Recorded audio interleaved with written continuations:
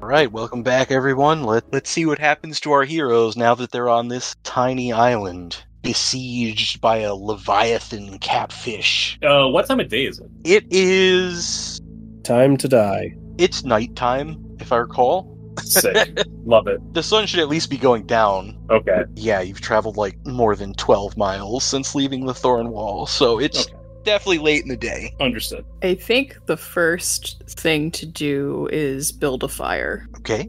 There's some scraggly, shrubby brush around, so those of you that are healthy could wander and pick up some kindling and whatnot, scout the island. It's big enough that you can walk for a little while without reaching the water. Maybe a mile end to end. Okay. And it runs about half a mile east until it reaches the cliff wall. Okay. So we're at the wall though. Got it.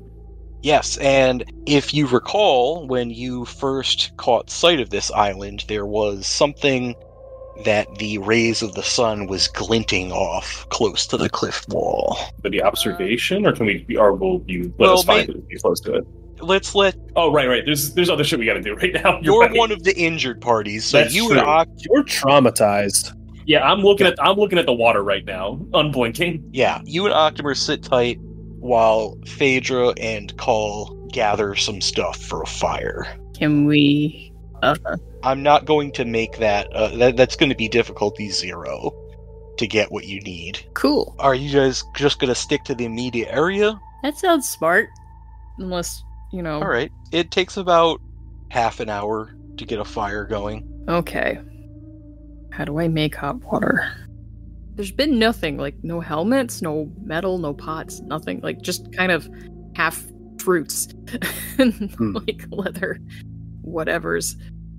I mean, you had some coconut halves that you were using as bowls. Yeah. Or durian halves? I don't even remember. It's some large fruit. Yeah. That's what we can do. So we'll set that up so we have plenty of boiling water for wound dressing and making tea and whatnot. Alright, give me a survival difficulty 1, please. Okay. Nice. Yeah. 0 successes. You are able to get kind of a weak fire going, but you're struggling to figure out how to get the water over it without just burning the fruit hulls. I bet it's because all my stuff is wet too. That's not helping. Yeah. Okay. You have clean water and water skins. Yeah, I do. You may just have to use that for now. Now you have some poultices and stuff that you made, right? I do. Rummaging through my pack. Oh, I see. That was a thing I meant to do. Alright, here's what I've got. I have 1 healing poultice, 1 antitoxin, 2 concoctions, that seems vague, Yes. and 7 ingredients. Alright, so Phaedra digs through her pack and she pulls out a healing poultice and some ground up or dried plants that she has acquired over the course of her journey. It smells great. While I'm doing this, I'm going to look to Cull and say, you're an alchemist, right? Do you have any idea about... I'm going to gesture to the fire and the half-fruits filled with water just kind of sitting there lamely, not doing anything. Do you have any idea about this? I can give it a try. It might just be too wet, though. Well, I appreciate anything you can do. Alright. I'm going to look at Octomer now. Give me an alchemy check, Cole. He got 1. Alchemy, 1 success. Alright, so Cole wanders off and starts searching for some reagents. We'll come back to that. Back over to Phaedra. The first thing, Octomer is obviously more wounded, so he's the one you need to check out first. Yeah. A cursory exam of him reveals that his arm is dislocated. It's not the worst. There's some muscle damage. He's already kind of popped it back into place. But that is the least severe injury. The other 2 injuries are a cracked rib and one that's probably just bruised. You're lucky. I'm tenacious. Yeah, same thing. If you're going to treat his wounds, in order to treat all 3 of them, This is going to require 1 success and 2 momentum. 1 success and 2 momentum. Yes. Okay. Otherwise, it's one wound for 1 success or something like that. I would suspect. There is 3 momentum in the pool. They spend it. Yeah. Go ahead. She doesn't have to spend that yet. Oh. Unless she wants to spend the momentum now to roll more dice. Generate But if the success. goal is to spend... If the goal is to spend the momentum to treat more wounds, then you don't spend that before you roll, you spend it after. Right. Ah, It's a momentum spend, which theoretically can use momentum in the pot, not just the free momentum generated by the dice. Well, that's a repeatable one, so it can come from the pot. Nice.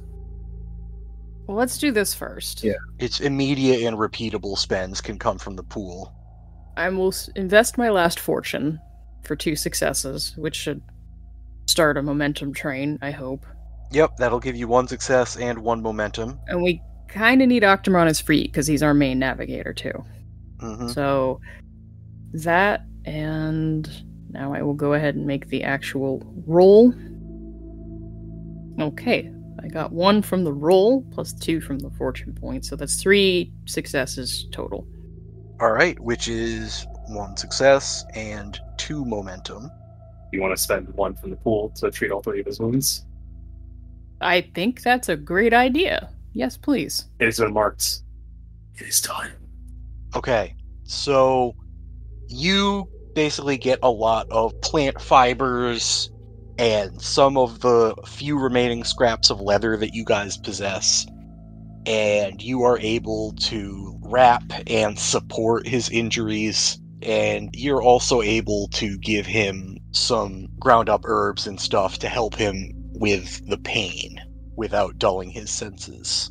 So, Octomer, you may mark all 3 of those wounds as treated. There are all 3 of them treated. Now, if you guys can find a location that can sustain you to rest up for like a couple of weeks, the dislocated shoulder will go away completely, as will the bruised rib. But the cracked rib is most likely going to last the rest of the campaign. Cool. Do we have a couple weeks? Oh my god. We have all the time we can survive, basically, so maybe. Yeah. I guess. Scrounging up what you need and binding the wounds takes a while.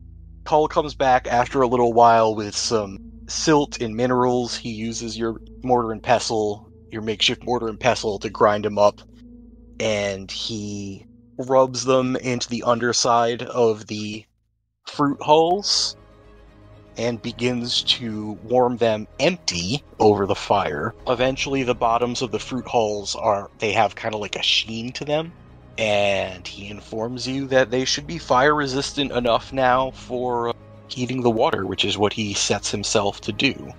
By the time you are done treating Octomer, there is hot water available. You move on to Ricardo. In a cursory exam of him, you believe he has a mild head injury, a light concussion. Oof.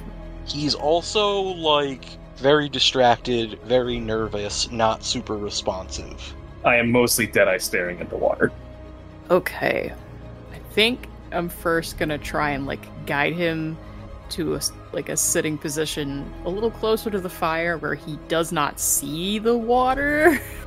So he's not staring at it. Are you amenable to that, Ricardo? I can be moving, but I'm basically on lookout for that catfish at all times now, for the most part. I don't know how far. If the water is not visible, I guess I won't be freaking the fuck out. My eyes on the prize. Okay. And the prize is a watery death. Yes. Excellent. What a prize. A prize that you almost won. So close. Something like that. Laugh it up, big guy. Next time, you're going hungry.